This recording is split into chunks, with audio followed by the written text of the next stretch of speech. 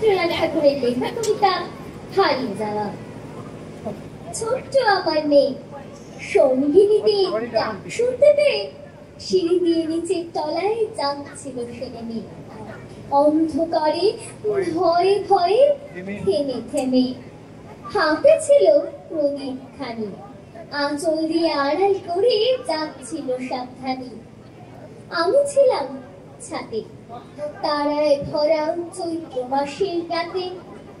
হঠাৎ এই কান্না শুনে উঠে দেখতে গেলেন ছুটে। সিঁড়ির মধ্যে যেতে যেতে প্রদীপটা তার নিভে গেছে বাতাসেতে। সুধাইদারে কি হয়েছে বামি? চিকেনে কয় নিচে থেকে হারিয়ে গেছি আমি।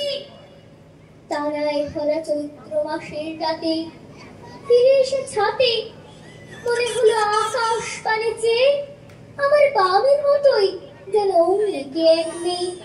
নীলাম্বরের আঁচল খানি ঘিরে দীপশিখাটি বাঁচিয়ে একা চলছে ধীরে ধীরে।